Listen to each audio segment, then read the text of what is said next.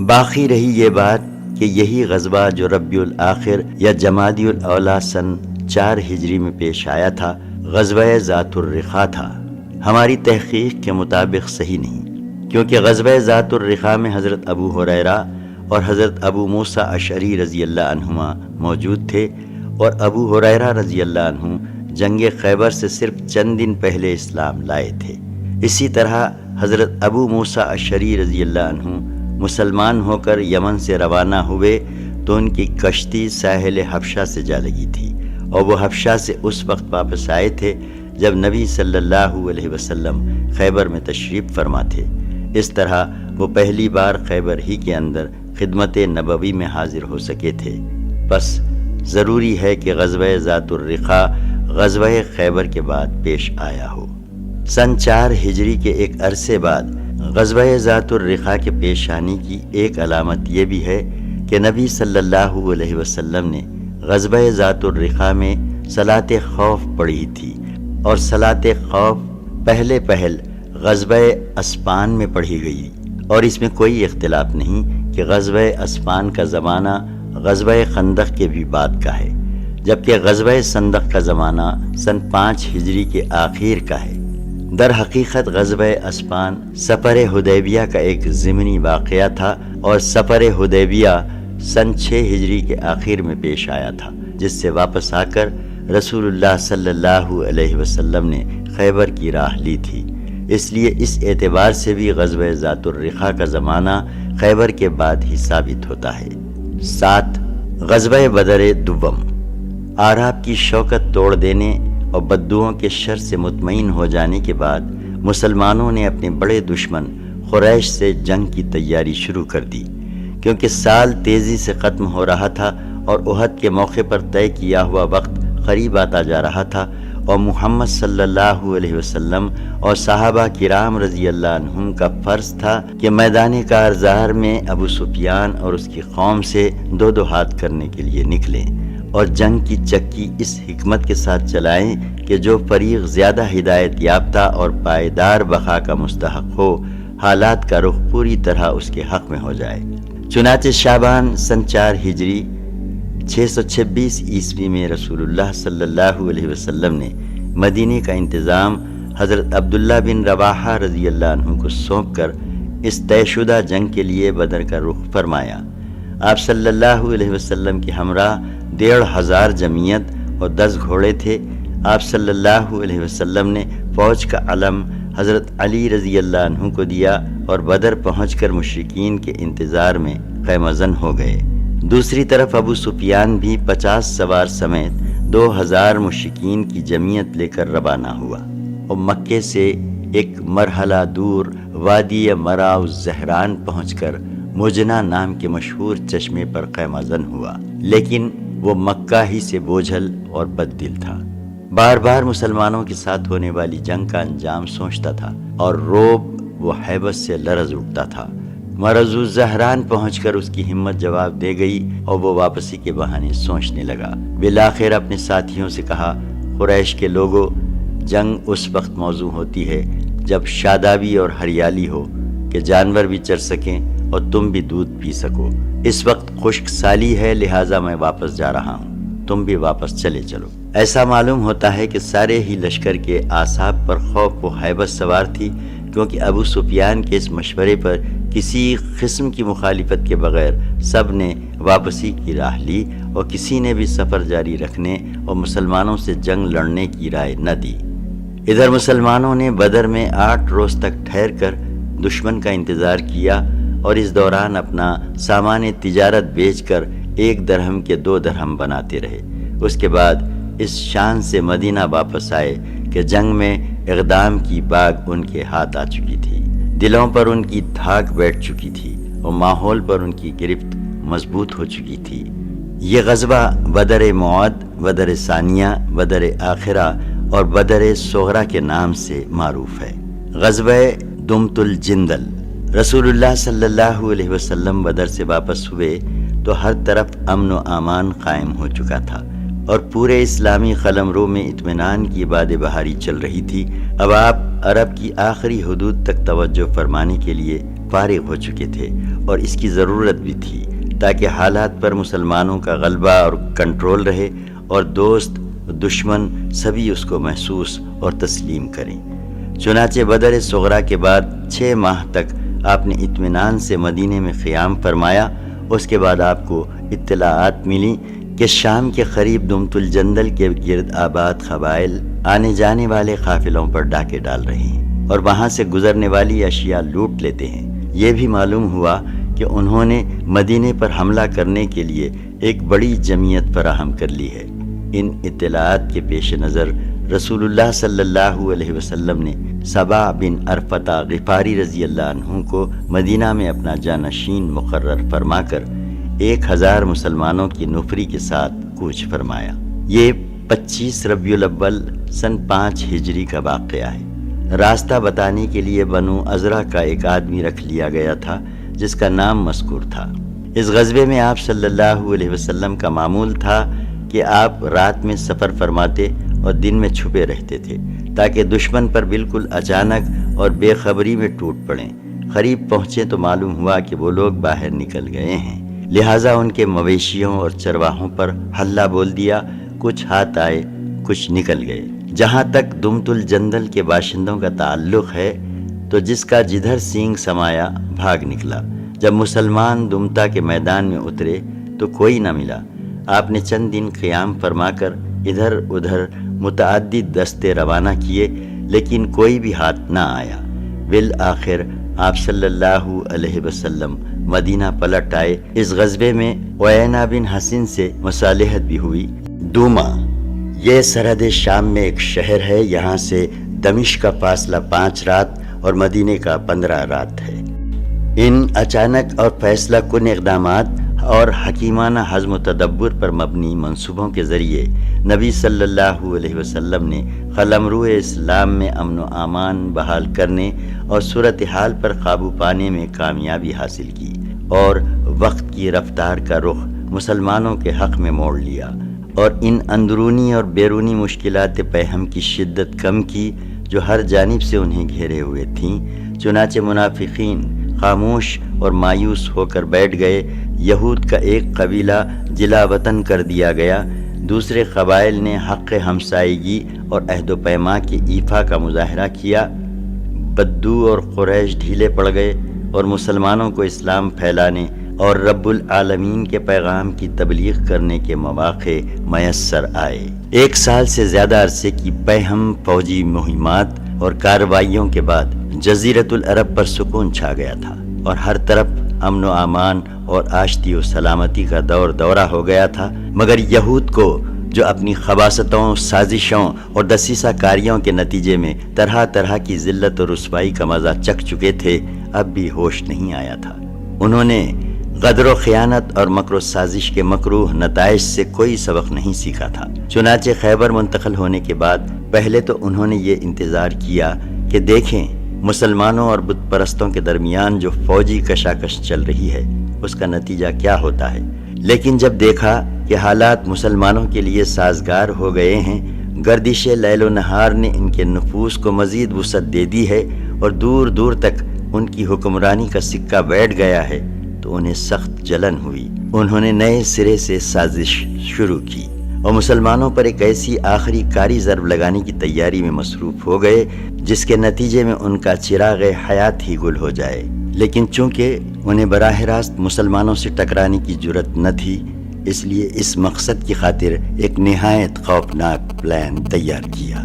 اس کی تفصیل یہ ہے کہ بنو نذیر کے 20 سردار اور رہنما مکے میں قریش کے پاس حاضر ہوئے اور انہیں رسول اللہ صلی اللہ علیہ وسلم کے خلاف آمادہ جنگ کرتے ہوئے اپنی مدد کا یقین دلایا۔ قریش نے ان کی بات مان لی، چونکہ وہ احد کے روز میدان بدر میں مسلمانوں سے صفارائی کا عہد و پیمان کر کے اس کی خلاف ورزی کر چکے تھے، اس لیے ان کا خیال تھا کہ اب اس مجوزہ جنگی اقدام کے ذریعے وہ اپنی شہرت بھی بحال کر لیں گے اور اپنی کہی ہوئی بات بھی پوری کر دیں گے۔ اس کے بعد یہود کا یہ وفد بنو غطفان کے پاس گیا اور قریش ہی کی طرح انہیں بھی آمادہ جنگ کیا۔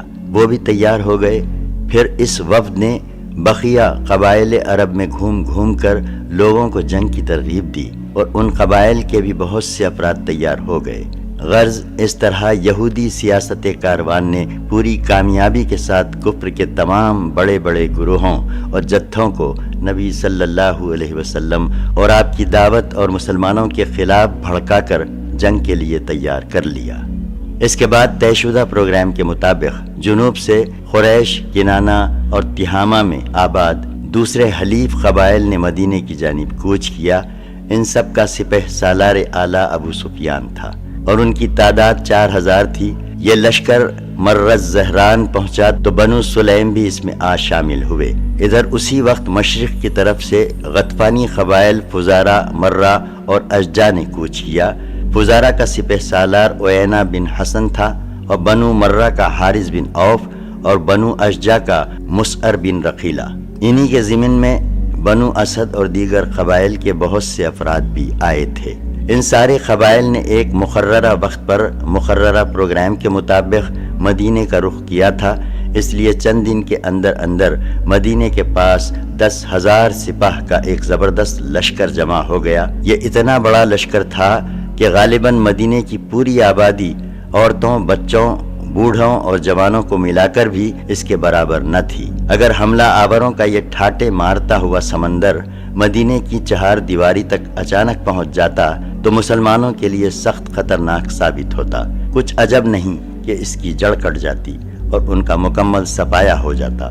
لیکن مدینے کی قیادت نہایت بیدار مغز اور چوکس قیادت تھی اور ان کی انگلیاں ہمیشہ حالات کے نفس پر رہتی تھیں اور وہ حالات کا تجزیہ کر کے آنے والے واقعات کا ٹھیک ٹھیک اندازہ بھی لگاتی تھی اور ان سے نمٹنے کے لیے مناسب ترین قدم بھی اٹھاتی تھی۔ چنانچہ کفار کا لشکر عظیم جو ہی اپنی جگہ سے حرکت میں آیا، مدینے کے مخبرین نے اپنی قیادت کو اس کی اطلاع فراہم کر دی۔ اطلاع پاتے ہی رسول اللہ صلی اللہ علیہ وسلم نے ہائی کمان کی مجلس شورا منعقد کی اور دفاعی منصوبے پر صلاح و مشورہ کیا۔ قائدین اہل شورا نے غور و خوض کے بعد حضرت سلمان فارسی رضی اللہ عنہ کی ایک تجویز متفقہ طور پر منظور کی۔ یہ تجویز حضرت سلمان فارسی رضی اللہ عنہ نے ان لفظوں میں پیش کی تھی کہ اے اللہ کے رسول صلی اللہ علیہ وسلم، فارس میں جب ہمارا محاصرہ کیا جاتا تھا تو ہم اپنے گرد خندق کھود لیتے تھے۔ یہ بڑی باحکمت دفاعی تجویز تھی۔ اہل عرب اس سے واقف نہ تھے۔ رسول اللہ صلی اللہ علیہ وسلم نے اس تجویز پر فوراً عمل درآمد شروع فرماتے ہوئے ہر 10 آدمی کو 40 ہاتھ خندق کھودنے کا کام سونپ دیا اور مسلمانوں نے پوری محنت اور دل جمعی سے خندق کھودنی شروع کر دی۔ رسول اللہ صلی اللہ علیہ وسلم اس کام کی ترغیب بھی دیتے تھے اور عملاً اس میں پوری طرح شریک بھی رہتے تھے۔ چنانچہ صحیح بخاری میں حضرت سہل بن سعد رضی اللہ عنہ سے مروی ہے کہ ہم لوگ رسول اللہ صلی اللہ علیہ وسلم کے ساتھ خندق میں تھے، لوگ کھود رہے تھے اور ہم کندھوں پر مٹی ڈھو رہے تھے کہ اسی اثنا میں رسول اللہ صلی اللہ علیہ وسلم نے فرمایا، اے اللہ، زندگی تو بس آخرت کی زندگی ہے، بس مہاجرین اور انصار کو بخش دے۔ ایک دوسری روایت میں حضرت انس رضی اللہ عنہ سے مروی ہے کہ رسول اللہ صلی اللہ علیہ وسلم خندق کی طرف تشریف لائے تو دیکھا کہ مہاجرین و انصار ایک ٹھنڈی صبح میں کھودنے کا کام کر رہے ہیں۔ ان کے پاس غلام نہ تھے کہ ان کی بجائے غلام یہ کام کر دیتے۔ آپ صلی اللہ علیہ وسلم نے ان کی مشقت اور بھوک دیکھ کر فرمایا، اے اللہ، یقیناً زندگی تو آخرت کی زندگی ہے، بس انصار و مہاجرین کو بخش دے۔ انصار و مہاجرین نے اس کے جواب میں کہا، ہم وہ ہیں کہ ہم نے ہمیشہ کے لیے جب تک کہ باقی رہیں محمد صلی اللہ علیہ وسلم سے جہاد پر بیعت کی ہے۔ صحیح بخاری ہی میں ایک روایت حضرت برا بن عازب رضی اللہ عنہ سے مروی ہے کہ میں نے رسول اللہ صلی اللہ علیہ وسلم کو دیکھا کہ آپ خندق سے مٹی ڈھو رہے تھے، یہاں تک کہ غبار نے آپ صلی اللہ علیہ وسلم کے شکم کی جلد ڈھانک دی تھی۔ آپ صلی اللہ علیہ وسلم کے بال بہت زیادہ تھے۔ میں نے اسی حالت میں آپ صلی اللہ علیہ وسلم کو عبداللہ بن رواحہ کے رجزیہ کلمات کہتے ہوئے سنا۔ آپ صلی اللہ علیہ وسلم مٹی ڈھوتے جاتے تھے اور یہ کہتے جاتے تھے، اے اللہ، اگر تو نہ ہوتا تو ہم ہدایت نہ پاتے، نہ صدقہ دیتے، نہ نماز پڑھتے، بس ہم پر سکینت نازل فرما اور اگر ٹکراؤ ہو جائے تو ہمارے قدم ثابت رکھ، انہوں نے ہمارے خلاف لوگوں کو بھڑکایا ہے، اگر انہوں نے کوئی فتنہ چاہا تو ہم ہرگز سر نہیں جھکائیں گے۔ حضرت برا فرماتے ہیں کہ آپ آخری الفاظ کھینچ کر کہتے تھے۔ ایک روایت میں آخری شعر اس طرح ہے، یعنی انہوں نے ہم پر ظلم کیا ہے، اور اگر وہ ہمیں فتنے میں ڈالنا چاہیں گے تو ہم ہرگز سرنگو نہ ہوں گے۔ مسلمان ایک طرف اس گرم جوشی کے ساتھ کام کر رہے تھے تو دوسری طرف اتنی شدت کی بھوک برداشت کر رہے تھے کہ اس کے تصور سے کلیجہ شق ہوتا ہے۔ چنانچہ حضرت انس رضی اللہ عنہ کا بیان ہے کہ اہل خندق کے پاس 2 پسر جو لایا جاتا تھا اور ہیگ دیتی ہوئی چکنائی کے ساتھ بنا کر لوگوں کے سامنے رکھ دیا جاتا تھا۔ لوگ بھوکے ہوتے تھے اور یہ حلق کے لیے بد لذت ہوتا تھا، اس سے مہک پھوٹتی رہتی تھی۔ ابو طلحہ کہتے ہیں کہ ہم نے رسول اللہ صلی اللہ علیہ وسلم سے بھوک کا شکوہ کیا اور اپنے شکم کھول کر ایک ایک پتھر دکھلائے تو رسول اللہ صلی اللہ علیہ وسلم نے اپنا شکم کھول کر 2 پتھر دکھلایا۔ خندق کی کھدائی کے دوران نبوت کی کئی نشانیاں بھی جلوہ فگن ہوئیں۔ صحیح بخاری کی روایت ہے کہ حضرت جابر بن عبداللہ رضی اللہ عنہ نے نبی صلی اللہ علیہ وسلم کے اندر سخت بھوک کے آثار دیکھے تو بکری کا ایک بچہ ذبح کیا اور ان کی بیوی نے 1 سا تقریباً 2.5 کلو جو پیسا۔ پھر رسول اللہ صلی اللہ علیہ وسلم سے رازداری کے ساتھ خفیہ طور پر گزارش کی کہ اپنے چند رفقا کے ہمراہ تشریف لائیں، لیکن نبی صلی اللہ علیہ وسلم تمام اہل خندق کو، جن کی تعداد 1000 تھی، ہمراہ لے کر چل پڑے۔ سب لوگوں نے اسی ذرا جتنے کھانے سے شکم سیر ہو کر کھایا، پھر بھی گوشت کی ہانڈی اپنی حالت پر برقرار رہی اور بھری کی بھری جوش مارتی رہی، اور گوندا ہوا آٹا اپنی حالت پر برقرار رہا، اس سے روٹی پکائی جاتی رہی۔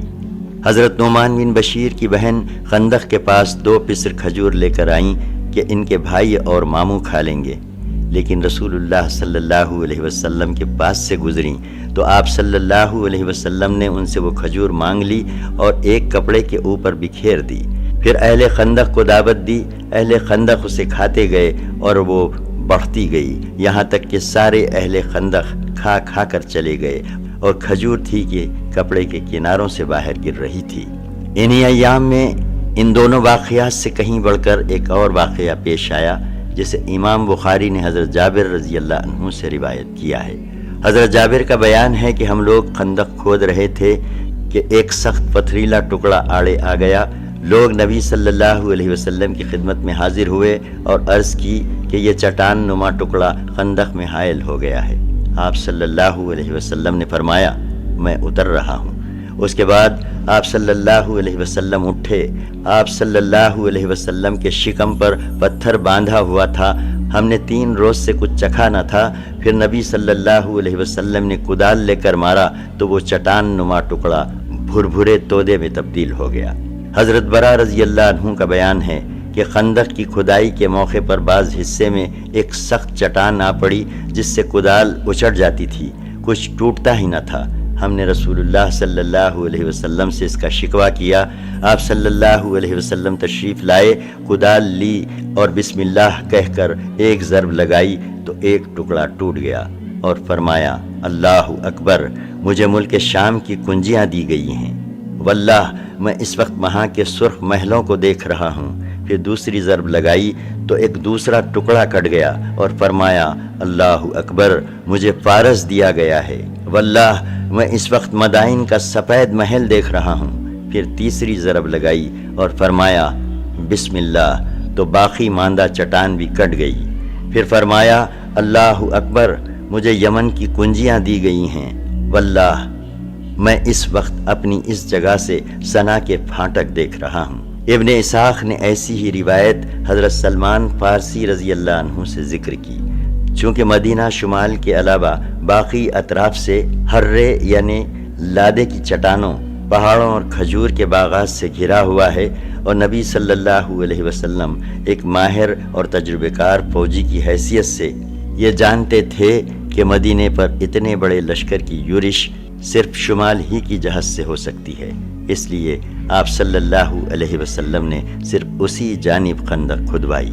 مسلمانوں نے خندق کھودنے کا کام مسلسل جاری رکھا، دن بھر کھدائی کرتے اور شام کو گھر پلٹ آتے، یہاں تک کہ مدینے کی دیواروں تک کفار کے لشکر جرار کے پہنچنے سے پہلے مقررہ پروگرام کے مطابق خندق تیار ہو گئی۔ ادھر قریش اپنا 4000 کا لشکر لے کر مدینہ پہنچے تو روما، جرف اور زغابہ کے درمیان مجمع الاسیال میں خیمہ زن ہوئے، اور دوسری طرف غطفان اور ان کے نجدی ہمسفر 6000 کی نفری لے کر آئے تو احد کے مشرقی کنارے ضمب نخمی میں خیمہ زن ہوئے۔ سورہ 33 آیت 22۔ اور جب اہل ایمان نے ان جتھوں کو دیکھا تو کہا یہ تو وہی چیز ہے جس کا اللہ اور اس کے رسول نے ہم سے وعدہ کیا تھا، اور اللہ اور اس کے رسول نے سچ ہی فرمایا تھا، اور اس حالت نے ان کے ایمان اور جذبہ اطاعت کو اور بڑھا دیا۔ لیکن منافقین اور کمزور نفس لوگوں کی نظر اس لشکر پر پڑی تو ان کے دل دہل گئے۔ سورہ 33 آیت 12۔ اور جب منافقین اور وہ لوگ جن کے دلوں میں بیماری ہے کہہ رہے تھے کہ اللہ اور اس کے رسول نے ہم سے جو وعدہ کیا تھا وہ محض فریب تھا۔ بہرحال اس لشکر سے مقابلے کے لیے رسول اللہ صلی اللہ علیہ وسلم بھی 3000 مسلمانوں کی نفری لے کر تشریف لائے اور کوہ صلا کی طرف پشت کر کے قلعہ بندی کی شکل اختیار کر لی۔ سامنے خندق تھی جو مسلمانوں اور کفار کے درمیان حائل تھی۔ مسلمانوں کا شعار یہ تھا، ہم ان کی مدد نہ کی جائے۔ مدینے کا انتظام حضرت ابن ام مکتوم کے حوالے کیا گیا تھا اور عورتوں اور بچوں کو مدینے کے قلعوں اور گڑیوں میں محفوظ کر دیا گیا تھا۔ جب مشرکین حملے کی نیت سے مدینے کی طرف بڑھے تو کیا دیکھتے ہیں کہ ایک چوڑی سی خندق ان کے اور مدینے کے درمیان حائل ہے۔ مجبوراً انہیں محاصرہ کرنا پڑا، حالانکہ وہ گھروں سے چلتے وقت اس کے لیے تیار ہو کر نہیں آئے تھے، کیونکہ دفاع کا یہ منصوبہ خود ان کے بقول ایک ایسی چال تھی جس سے عرب واقف ہی نہ تھے، لہٰذا انہوں نے اس معاملے کو سرے سے اپنے حساب میں داخل ہی نہ کیا تھا۔ مشرکین خندق کے پاس پہنچ کر غیظ و غضب سے چکر کاٹنے لگے، انہیں ایسے کمزور نقطے کی تلاش تھی جہاں سے وہ اتر سکیں۔ ادھر مسلمان ان کی گردش پر پوری نظر رکھے ہوئے تھے، ان پر تیر برساتے رہتے تھے تاکہ انہیں خندق کے قریب آنے کی جرت نہ ہو، وہ اس میں نہ کود سکیں اور نہ مٹی ڈال کر عبور کرنے کے لیے راستہ بنا سکیں۔ ادھر قریش کے شہسواروں کو گوارا نہ تھا کہ خندق کے پاس محاصرے کے نتائج کے انتظار میں بے فائدہ پڑے رہیں، یہ ان کی عادت اور شان کے خلاف بات تھی۔ چنانچہ ان کی ایک جماعت نے، جن میں عمرو بن عبدو، اکرمہ بن ابی جہل اور زرار بن خطاب وغیرہ تھے، ایک تنگ مقام سے خندق پار کر لی اور ان کے گھوڑے خندق اور صلا کے درمیان میں چکر کاٹنے لگے۔ ادھر حضرت علی رضی اللہ عنہ چند مسلمانوں کے ہمراہ نکلے اور جس مقام سے انہوں نے گھوڑے کدائے تھے اسے قبضے میں لے کر ان کی واپسی کا راستہ بند کر دیا۔ اس پر عمرو بن عبد ود نے مبازرت کے لیے للکارا۔ حضرت علی دو ہاتھ کرنے کے لیے مد مقابل پہنچے اور ایک ایسا فقرہ چست کیا کہ وہ تیش میں آ کر گھوڑے سے کود پڑا اور اس کی کونچے کاٹ کر چہرہ مار کر حضرت علی کے دو بدو آ گیا۔ بڑا بہادر اور شہزور تھا، دونوں میں پرزور ٹکر ہوئی، ایک نے دوسرے پر بڑھ کر وار کیے، بالآخر حضرت علی رضی اللہ عنہ نے اس کا کام تمام کر دیا۔ باقی مشرکین بھاگ کر خندق پار چلے گئے۔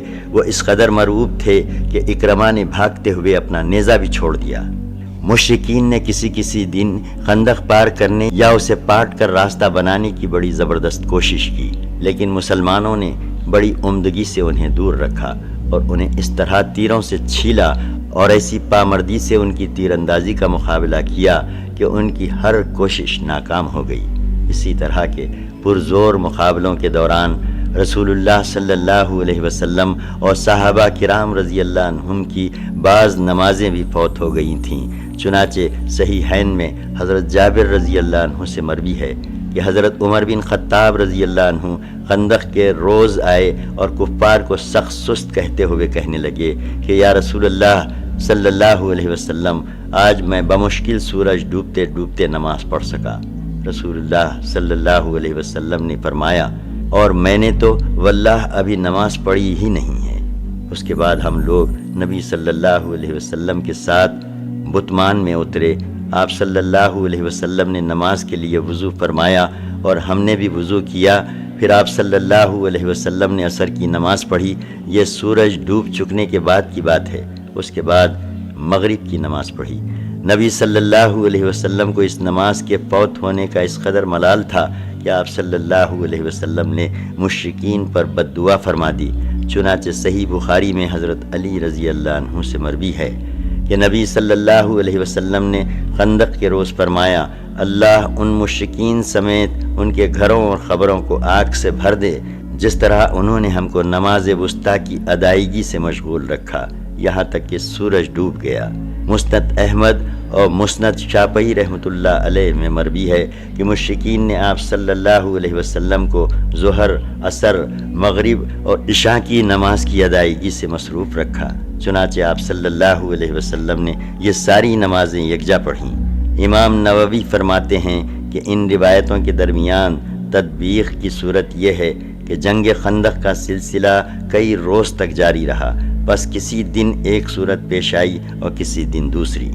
یہیں سے یہ بات بھی اخذ ہوتی ہے کہ مشرکین کی طرف سے خندق عبور کرنے کی کوشش اور مسلمانوں کی طرف سے پیہم دفاع کئی روز تک جاری رہا، مگر چونکہ دونوں فوجوں کے درمیان خندق حائل تھی، اس لیے دست بدست اور خونریز جنگ کی نوبت نہ آ سکی، بلکہ صرف تیر اندازی ہوتی رہی۔ اسی تیر اندازی میں فریقین کے چند افراد مارے بھی گئے، لیکن انہیں انگلیوں پر گنا جا سکتا ہے، یعنی 6 مسلمان اور 10 مشرک، جن میں سے 1 یا 2 تلوار سے قتل کیے گئے تھے۔ اسی تیر اندازی کے دوران حضرت سعد بن معاذ رضی اللہ عنہ کو بھی ایک تیر لگا جس سے ان کے دستے کی شیرک کٹ گئی۔ انہیں حبان بن عرفہ نامی ایک قریشی مشرک کا تیر لگا تھا۔ حضرت سعد نے زخمی ہونے کے بعد دعا کی کہ اے اللہ، تو جانتا ہے کہ جس قوم نے تیرے رسول کی تکذیب کی اور انہیں نکال باہر کیا، ان سے تیری راہ میں جہاد کرنا مجھے جس قدر محبوب ہے اتنا کسی اور قوم سے نہیں ہے۔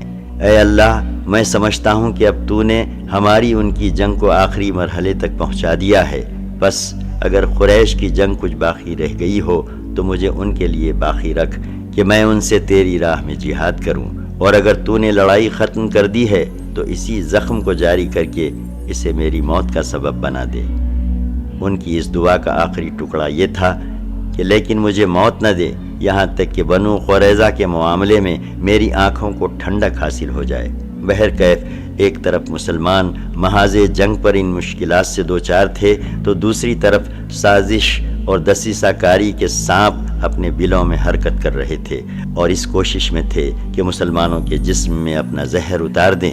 چنانچہ بنو نذیر کا مجرم اکبر حیی بن اخطب بنو قریظہ کے دربار میں آیا اور ان کے سردار کعب بن اسد قرظی کے پاس حاضر ہوا۔ یہ کعب بن اسد وہی شخص ہے جو بنو قریظہ کی طرف سے عہد و پیمان کرنے کا مجاز و مختار تھا اور جس نے رسول اللہ صلی اللہ علیہ وسلم سے یہ معاہدہ کیا تھا کہ جنگ کے مواقع پر آپ کی مدد کرے گا، جیسا کہ پچھلے صفحات میں گزر چکا ہے۔ حیی نے آ کر اس کے دروازے پر دستک دی تو اس نے دروازہ اندر سے بند کر لیا، مگر حیی اس سے ایسی باتیں کرتا رہا کہ آخر کار اس نے دروازہ کھول ہی دیا۔ حیی نے کہا، اے کعب، میں تمہارے پاس زمانے کی عزت اور چڑھا ہوا سمندر لے کر آیا ہوں۔ میں نے قریش کو اس کے سرداروں اور قائدین سمیت لا کر روما کے مجمع الاسیال میں اتار دیا ہے اور بنو غطفان کو ان کے قائدین اور سرداروں سمیت احد کے پاس ذنب نخمی میں خیمہ زن کر دیا ہے۔ ان لوگوں نے مجھ سے عہد و پیما کیا ہے کہ وہ محمد اور ان کے ساتھیوں کا مکمل صفایا کیے بغیر یہاں سے نہ ٹلیں گے۔ کعب نے کہا، خدا کی قسم تم میرے پاس زمانے کی ذلت اور برسا ہوا بادل لے کر آئے ہو جو صرف گرج چمک رہا ہے مگر اس میں کچھ رہ نہیں گیا ہے۔ حیی، تجھ پر افسوس، مجھے میرے حال پر چھوڑ دے، میں نے محمد سے صدق و وفا کے سوا کچھ نہیں دیکھا ہے۔ مگر حیی اس کو مسلسل چوٹی اور کندھے میں بٹتا اور پیٹتا رہا، یہاں تک کہ اسے رام کر ہی لیا۔ البتہ اسے اس مقصد کے لیے یہ عہد و پیمان کرنا پڑا کہ اگر قریش نے محمد کو ختم کیے بغیر واپسی کی راہ لی تو میں بھی تمہارے ساتھ تمہارے قلعے میں داخل ہو جاؤں گا، پھر جو انجام تمہارا ہوگا وہی میرا بھی ہوگا۔ حیی کے اس پیمان وفا کے بعد کعب بن اسد نے رسول اللہ صلی اللہ علیہ وسلم سے کیا ہوا عہد توڑ دیا اور مسلمانوں کے ساتھ طے کی ہوئی ذمہ داریوں سے بری ہو کر ان کے خلاف مشرکین کی جانب سے جنگ میں شریک ہو گیا۔ اس کے بعد قریظہ کے یہود عملی طور پر جنگی کارروائیوں میں مصروف ہو گئے۔ ابن اسحاق کا بیان ہے کہ حضرت صفیہ بنت عبد المطلب رضی اللہ عنہا حضرت حسان بن ثابت رضی اللہ عنہ کے پارے نامی قلعے کے اندر تھیں۔ حضرت حسان عورتوں اور بچوں کے ساتھ وہیں تھے۔ حضرت صفیہ کہتی ہیں کہ ہمارے پاس سے ایک یہودی گزرا اور قلعے کا چکر کاٹنے لگا۔ یہ اس وقت کی بات ہے جب بنو قریظہ رسول اللہ صلی اللہ علیہ وسلم سے طے کیا ہوا عہد و پیمان توڑ کر آپ سے برسرے پیکار ہو چکے تھے، اور ہمارے اور ان کے درمیان کوئی نہ تھا جو ہمارا دفاع کرتا۔ رسول اللہ صلی اللہ علیہ وسلم مسلمانوں سمیت دشمن کے مد مقابل پھنسے ہوئے تھے۔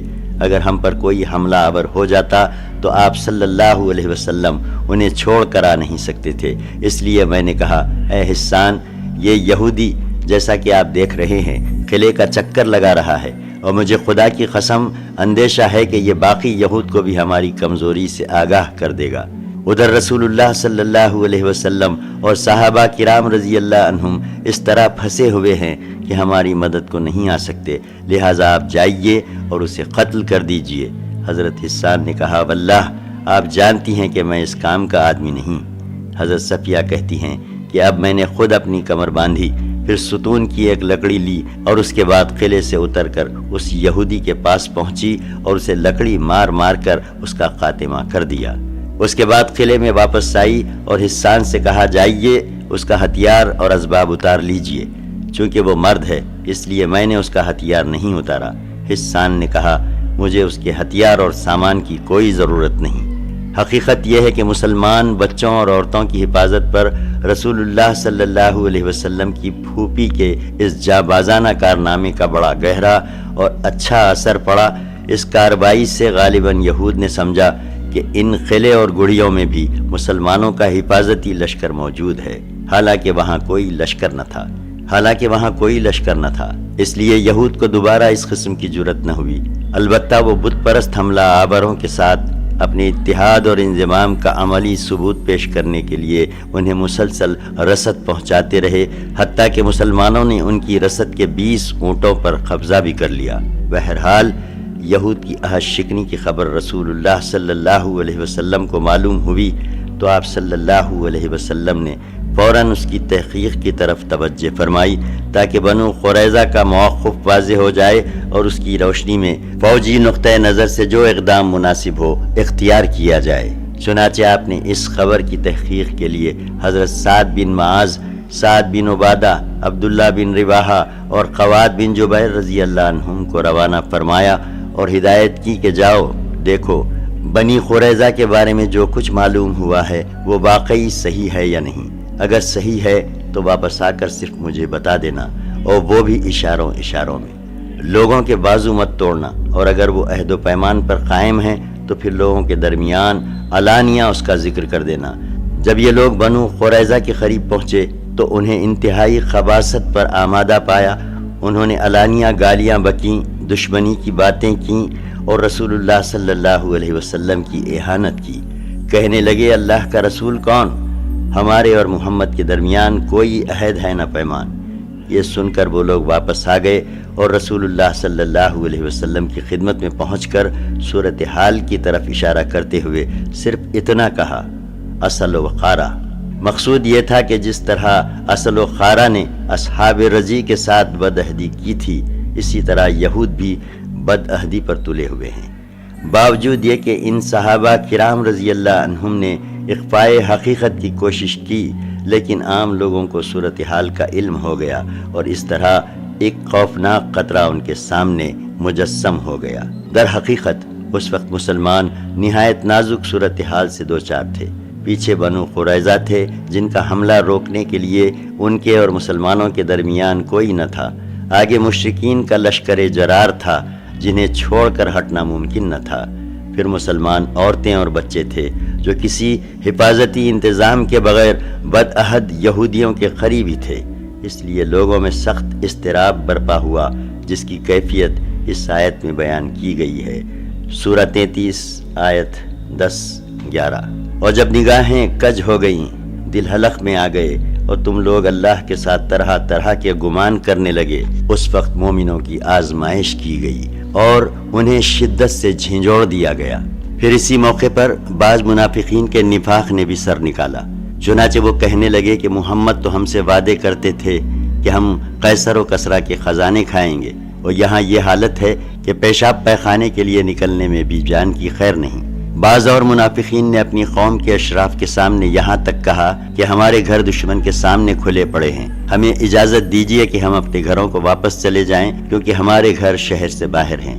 نوبت یہاں تک پہنچ چکی تھی کہ بنو سلمہ کے قدم اکھڑ رہے تھے اور وہ پسپائی کی سوچ رہے تھے۔ انہی لوگوں کے بارے میں اللہ تعالیٰ نے یہ ارشاد فرمایا ہے، سورہ 33 آیت 12 اور 13۔ اور جب منافقین اور وہ لوگ جن کے دلوں میں بیماری ہے کہہ رہے تھے کہ ہم سے اللہ اور اس کے رسول صلی اللہ علیہ وسلم نے جو وعدہ کیا ہے وہ فریب کے سوا کچھ نہیں، اور جب ان کی ایک جماعت نے کہا کہ اے اہل یثرب، تمہارے لیے ٹھہرنے کی گنجائش نہیں، لہٰذا واپس چلو، اور ان کا ایک فریق نبی سے اجازت مانگ رہا تھا، کہتا تھا ہمارے گھر خالی پڑے ہیں، حالانکہ وہ خالی نہیں پڑے تھے، یہ لوگ محض فرار چاہتے تھے۔ ایک طرف لشکر کا یہ حال تھا، دوسری طرف رسول اللہ صلی اللہ علیہ وسلم کی یہ کیفیت تھی کہ آپ صلی اللہ علیہ وسلم نے بنو قریظہ کی بد عہدی کی خبر سن کر اپنا سر اور چہرہ کپڑے سے ڈھک لیا اور دیر تک چت لیٹے رہے۔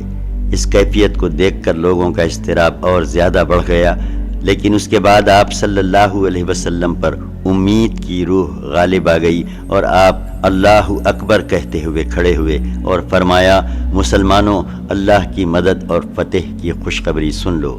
اس کے بعد آپ صلی اللہ علیہ وسلم نے پیش آمدہ حالات سے نمٹنے کا پروگرام بنایا، اور اسی پروگرام کے ایک جزو کے طور پر مدینے کی نگرانی کے لیے فوج کا ایک حصہ روانہ فرماتے رہے، تاکہ مسلمانوں کو غافل دیکھ کر یہود کی طرف سے عورتوں اور بچوں پر اچانک کوئی حملہ نہ ہو جائے۔ لیکن اس موقع پر ایک فیصلہ کن اقدام کی ضرورت تھی، جس کے ذریعے دشمن کے مختلف گروہوں کو ایک دوسرے سے بے تعلق کر دیا جائے۔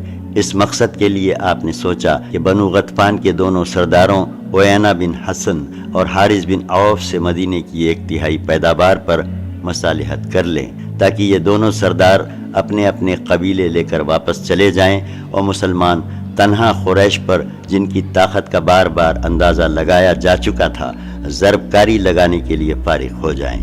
اس تجویز پر کچھ گفت و شنید بھی ہوئی، مگر جب آپ نے حضرت سعد بن معاذ اور حضرت سعد بن عبادہ رضی اللہ عنہما سے اس تجویز کے بارے میں مشورہ کیا تو ان دونوں نے بیک زبان عرض کیا کہ یا رسول اللہ صلی اللہ علیہ وسلم، اگر اللہ نے آپ کو اس کا حکم دیا ہے تب تو بلا چوں و چرا تسلیم ہے، اور اگر آپ صلی اللہ علیہ وسلم محض ہماری خاطر ایسا کرنا چاہتے ہیں تو ہمیں اس کی ضرورت نہیں۔ جب ہم لوگ اور یہ لوگ دونوں شرک و بت پرستی پر تھے، تب تو یہ لوگ میزبانی یا خرید و فروخت کے سوا کسی اور صورت سے ایک دانے کی بھی طمع نہیں کر سکتے تھے، تو بھلا اب جب کہ اللہ نے ہمیں ہدایت اسلام سے سرفراز فرمایا ہے اور آپ صلی اللہ علیہ وسلم کے ذریعے عزت بخشی ہے، ہم انہیں اپنا مال دیں گے؟ واللہ ہم تو انہیں صرف اپنی تلوار دیں گے۔ آپ صلی اللہ علیہ وسلم نے ان دونوں کی رائے کو درست قرار دیا اور فرمایا کہ جب میں نے دیکھا کہ سارا عرب ایک کمان کھینچ کر تم پر پل پڑا ہے تو محض تمہاری خاطر میں نے یہ کام کرنا چاہا تھا۔ پھر الحمدللہ اللہ کا کرنا ایسا ہوا کہ دشمن میں پھوٹ پڑ گئی، ان کی جمعیت شکست کھا گئی، ان کی دھار کند ہو گئی۔ ہوا یہ کہ بنو غطفان کے ایک صاحب جن کا نام نعیم بن مسعود بن عامر اشجعی تھا، رسول اللہ صلی اللہ علیہ وسلم کی خدمت میں حاضر ہوئے اور عرض کی کہ اے اللہ کے رسول صلی اللہ علیہ وسلم، میں مسلمان ہو گیا ہوں، لیکن میری قوم کو میرے اسلام لانے کا علم نہیں، لہٰذا آپ صلی اللہ علیہ وسلم مجھے کوئی حکم فرمائیں۔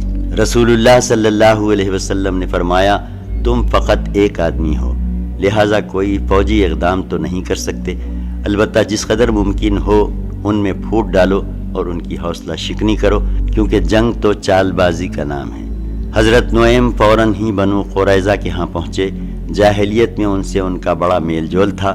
وہاں پہنچ کر انہوں نے کہا، آپ لوگ جانتے ہیں کہ مجھے آپ لوگوں سے محبت اور خصوصی تعلق ہے؟ انہوں نے کہا جی ہاں۔ نعیم نے کہا اچھا تو سنیے کہ قریش کا معاملہ آپ لوگوں سے مختلف ہے۔ یہ علاقہ آپ کا اپنا علاقہ ہے، یہاں آپ کا گھر بار ہے، مال و دولت ہے، بال بچے ہیں، آپ اسے چھوڑ کر کہیں اور نہیں جا سکتے۔ مگر جب قریش و غطفان محمد سے جنگ کرنے آئے تو آپ نے محمد کے خلاف ان کا ساتھ دیا۔ ظاہر ہے ان کا یہاں گھر بار ہے، نہ مال و دولت ہے، نہ بال بچے ہیں، اس لیے انہیں موقع ملا تو کوئی قدم اٹھائیں گے، ورنہ بوریا بستر باندھ کر رخصت ہو جائیں گے۔ پھر آپ لوگ ہوں گے اور محمد ہوں گے، لہٰذا وہ جیسے چاہیں گے آپ سے انتقام لیں گے۔ اس پر بنو قریظہ چونکے اور بولے نعیم بتائیے اب کیا کیا جا سکتا ہے؟ انہوں نے کہا دیکھیے، قریش جب تک آپ لوگوں کو اپنے کچھ آدمی یرغمال کے طور پر نہ دیں، آپ ان کے ساتھ جنگ میں شریک نہ ہوں۔ قریظہ نے کہا آپ نے بہت مناسب رائے دی ہے۔ اس کے بعد حضرت نعیم رضی اللہ عنہ سیدھے قریش کے پاس پہنچے اور بولے آپ لوگوں سے مجھے جو محبت اور جذبہ خیر خواہی ہے اسے تو آپ جانتے ہی ہیں۔ انہوں نے کہا جی ہاں۔ حضرت نعیم نے کہا اچھا تو سنیے کہ یہود نے محمد اور ان کے رفقا سے جو عہد شکنی کی تھی اس پر وہ نادم ہیں، اور اب ان میں یہ مراسلت ہوئی ہے کہ وہ یہود آپ لوگوں سے کچھ یرغمال حاصل کر کے ان یعنی محمد صلی اللہ علیہ وسلم کے حوالے کر دیں گے، اور پھر آپ لوگوں کے خلاف محمد سے اپنا معاملہ استوار کر لیں گے۔ لہٰذا اگر وہ یرغمال طلب کریں تو آپ ہرگز نہ دیں۔ اس کے بعد غطفان کے پاس بھی جا کر یہی بات دہرائی اور ان کے بھی کان کھڑے ہو گئے۔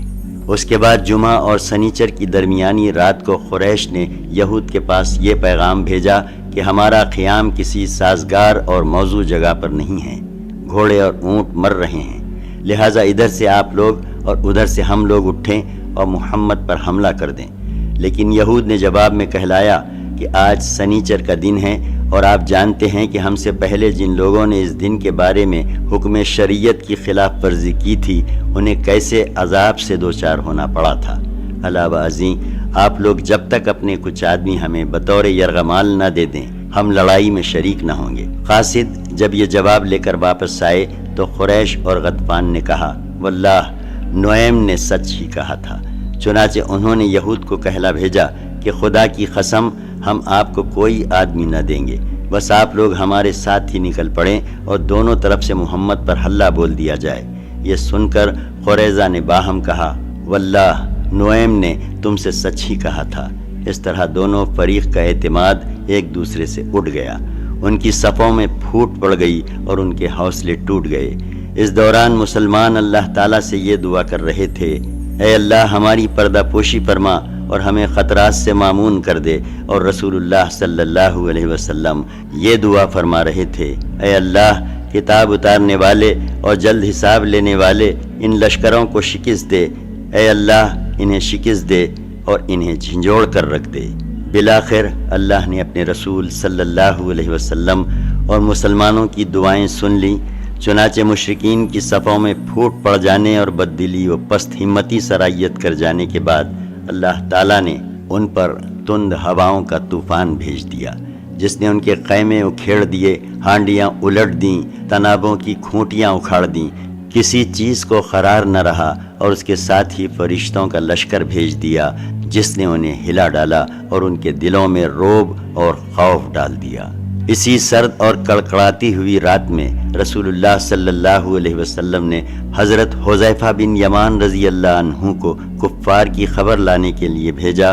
موصوف ان کے محاذ میں پہنچے تو وہاں ٹھیک یہی حالت بپا تھی اور مشرکین واپسی کے لیے تیار ہو چکے تھے۔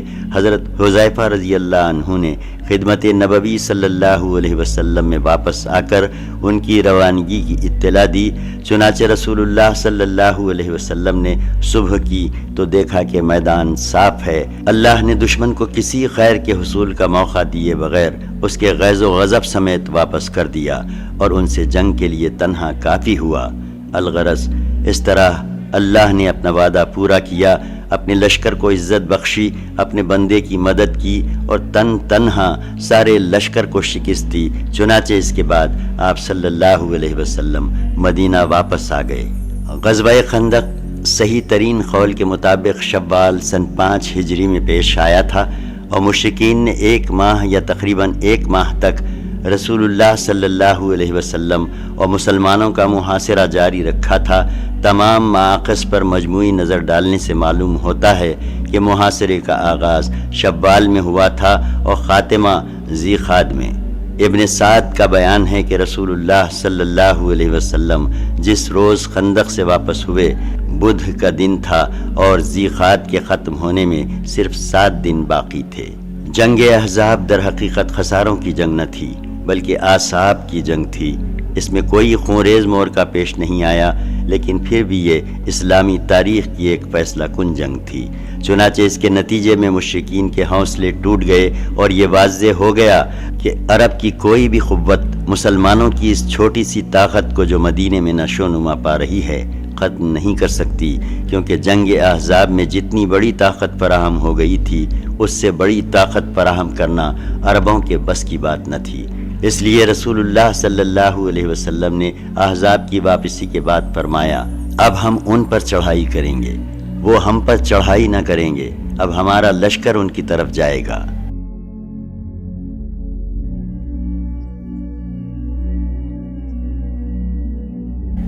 غزوہ بنو قریظہ۔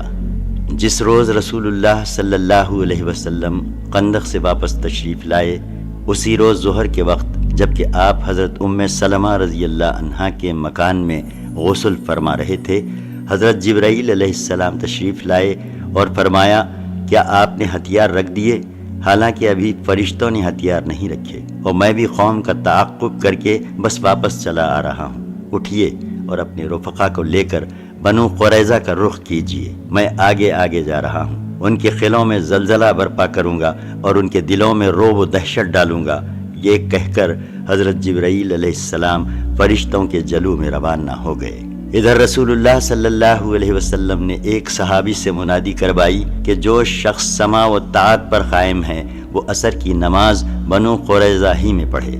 اس کے بعد مدینے کا انتظام حضرت ابن ام مکتوم کو سونپا اور حضرت علی کو جنگ کا پھریرا دے کر آگے روانہ فرما دیا۔ وہ بنو قریظہ کے قلعوں کے قریب پہنچے تو بنو قریظہ نے رسول اللہ صلی اللہ علیہ وسلم پر گالیوں کی بوچھاڑ کر دی۔ اتنے میں رسول اللہ صلی اللہ علیہ وسلم بھی مہاجرین و انصار کے جلو میں روانہ ہو چکے تھے۔ آپ صلی اللہ علیہ وسلم نے بنو قریظہ کے دیار میں پہنچ کر انا نامی ایک کنویں پر نزول فرمایا۔ عام مسلمانوں نے بھی لڑائی کا اعلان سن کر فوراً دیار قریظہ کا رخ کیا۔ راستے میں عصر کی نماز کا وقت آ گیا تو بعض نے کہا، ہم جیسا کہ ہمیں حکم دیا گیا ہے بنو قریظہ پہنچ کر ہی عصر کی نماز پڑھیں گے، حتیٰ کہ بعض نے عصر کی نماز عشاء کے بعد پڑھی۔ لیکن کچھ دوسرے صحابہ نے کہا، آپ کا مقصود یہ نہیں تھا بلکہ یہ تھا کہ ہم جلد از جلد روانہ ہو جائیں، اس لیے انہوں نے راستے ہی میں نماز پڑھ لی۔ البتہ جب رسول اللہ صلی اللہ علیہ وسلم کے سامنے یہ قضیہ پیش ہوا تو آپ صلی اللہ علیہ وسلم نے کسی بھی فریق کو سخت سست نہیں کہا۔ بہرکیف مختلف ٹکڑیوں میں بٹ کر اسلامی لشکر دیار بنو قریظہ میں پہنچا اور نبی صلی اللہ علیہ وسلم کے ساتھ جا شامل ہوا۔ پھر بنو قریظہ کے قلعوں کا محاصرہ کر لیا۔ اس لشکر کی کل تعداد 3000 تھی اور ان میں 30 گھوڑے تھے۔ جب محاصرہ سخت ہو گیا تو یہود کے سردار کعب بن اسد نے ان کے سامنے 3 متبادل تجویزیں پیش کیں۔ ایک، یا تو اسلام قبول کر لیں اور محمد صلی اللہ علیہ وسلم کے دین میں داخل ہو کر اپنی جان و مال اور بال بچوں کو محفوظ کر لیں۔ کعب بن اسد نے اس تجویز کو پیش کرتے ہوئے یہ بھی کہا کہ واللہ تم لوگوں پر یہ بات واضح ہو چکی ہے کہ وہ واقعی نبی اور رسول ہیں اور وہ وہی ہیں جنہیں تم اپنی کتاب میں پاتے ہو۔ 2، یا اپنے بیوی بچوں کو خود اپنے ہاتھوں قتل کر دیں، پھر تلوار سونت کر نبی صلی اللہ علیہ وسلم کی طرف نکل پڑیں اور پوری قوت سے ٹکرا جائیں۔ اس کے بعد یا تو فتح پائیں یا سب کے سب مارے جائیں۔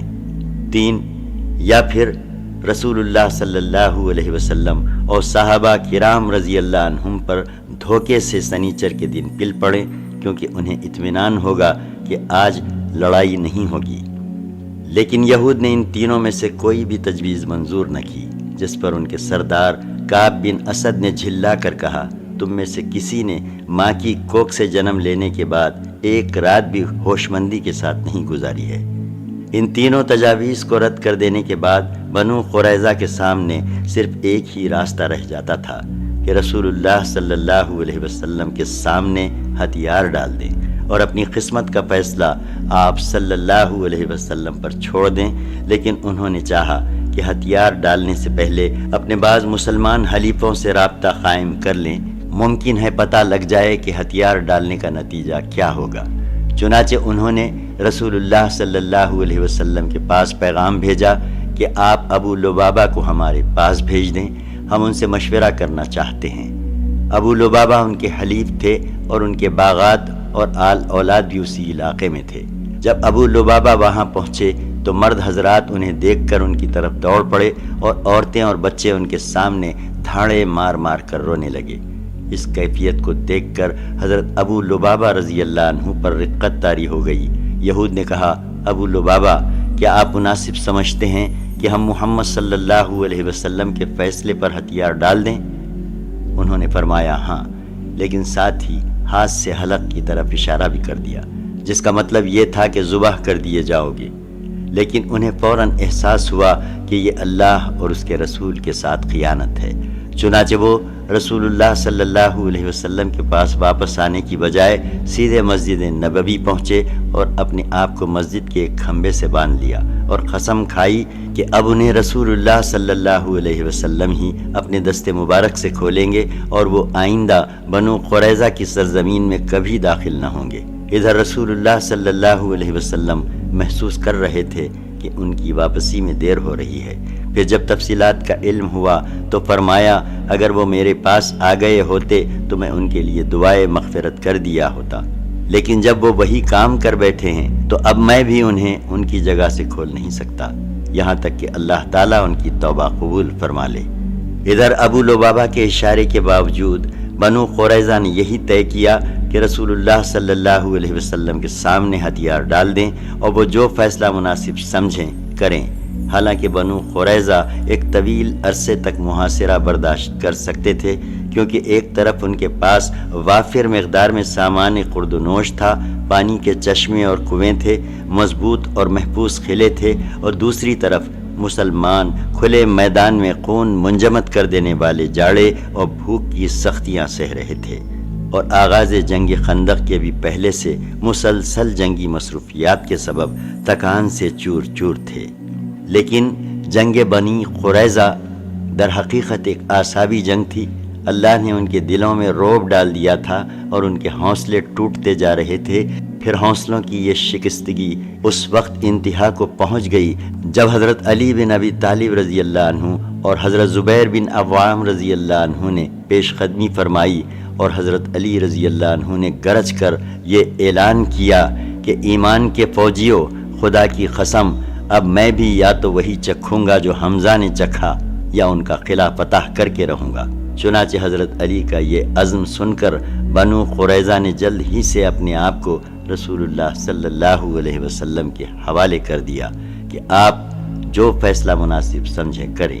رسول اللہ صلی اللہ علیہ وسلم نے حکم دیا کہ مردوں کو باندھ دیا جائے۔ چنانچہ محمد بن مسلمہ انصاری رضی اللہ عنہ کے زیر نگرانی ان سب کے ہاتھ باندھ دیے گئے اور عورتوں اور بچوں کو مردوں سے الگ کر دیا گیا۔ قبیلے اوس کے لوگ رسول اللہ صلی اللہ علیہ وسلم سے عرض پرداز ہوئے کہ آپ صلی اللہ علیہ وسلم نے بنو قینقاع کے ساتھ جو سلوک فرمایا تھا وہ آپ کو یاد ہی ہے۔ بنو قینقاع ہمارے بھائی خزرج کے حلیف تھے اور یہ لوگ ہمارے حلیف ہیں، لہٰذا ان پر احسان فرمائیں۔ آپ صلی اللہ علیہ وسلم نے فرمایا، کیا آپ لوگ اس پر راضی نہیں کہ ان کے متعلق آپ ہی کا ایک ایک آدمی فیصلہ کرے؟ انہوں نے کہا، کیوں نہیں؟ آپ نے فرمایا، تو یہ معاملہ سعد بن معاذ کے حوالے ہے۔ اوس کے لوگوں نے کہا، ہم اس پر راضی ہیں۔ اس کے بعد آپ صلی اللہ علیہ وسلم نے حضرت سعد بن معاذ کو بلا بھیجا۔ وہ مدینہ میں تھے، لشکر کے ہمراہ تشریف نہیں لائے تھے، کیونکہ جنگ خندق کے دوران ہاتھ کی رگ کٹنے کے سبب زخمی تھے۔ انہیں ایک گدھے پر سوار کر کے رسول اللہ صلی اللہ علیہ وسلم کی خدمت میں لایا گیا۔ جب قریب پہنچے تو ان کے قبیلے کے لوگوں نے انہیں دونوں جانب سے گھیر لیا اور کہنے لگے، سعد، اپنے حلیفوں کے بارے میں اچھائی اور احسان سے کام لیجئے گا۔ رسول اللہ صلی اللہ علیہ وسلم نے آپ کو اسی لیے حکم بنایا ہے کہ آپ ان سے حسن سلوک کریں، مگر وہ چپ چاپ تھے، کوئی جواب نہ دے رہے تھے۔ جب لوگوں نے گزارش کی بھرمار کر دی تو بولے، اب وقت آ گیا ہے کہ سعد کو اللہ کے بارے میں کسی ملامت گر کی ملامت کی پرواہ نہیں۔ یہ سن کر بعض لوگ اسی وقت مدینہ آ گئے اور قیدیوں کی موت کا اعلان کر دیا۔ اس کے بعد حضرت سعد نبی صلی اللہ علیہ وسلم کے پاس پہنچے تو آپ صلی اللہ علیہ وسلم نے فرمایا، اپنے سردار کی جانب اٹھ کر بڑھو۔ لوگوں نے بڑھ کر جب انہیں اتار لیا تو کہا، اے سعد، یہ لوگ آپ کے فیصلے پر اترے ہیں۔ حضرت سعد نے کہا، کیا میرا فیصلہ ان پر نافذ ہوگا؟ لوگوں نے کہا، جی ہاں۔ انہوں نے کہا، مسلمانوں پر بھی؟ لوگوں نے کہا، جی ہاں۔ انہوں نے پھر کہا، اور جو یہاں ہیں ان پر بھی؟ ان کا اشارہ رسول اللہ صلی اللہ علیہ وسلم کی فرودگاہ کی طرف تھا، مگر اجلال و تعظیم کے سبب چہرہ دوسری طرف کر رکھا تھا۔ آپ نے فرمایا، جی ہاں، مجھ پر بھی۔ حضرت سعد نے کہا، تو ان کے متعلق میرا فیصلہ یہ ہے کہ مردوں کو قتل کر دیا جائے، عورتوں اور بچوں کو قیدی بنا لیا جائے اور اموال تقسیم کر دیے جائیں۔ رسول اللہ صلی اللہ علیہ وسلم نے فرمایا، تم نے ان کے بارے میں وہی فیصلہ کیا ہے جو 7 آسمانوں کے اوپر سے اللہ تعالیٰ کا فیصلہ ہے۔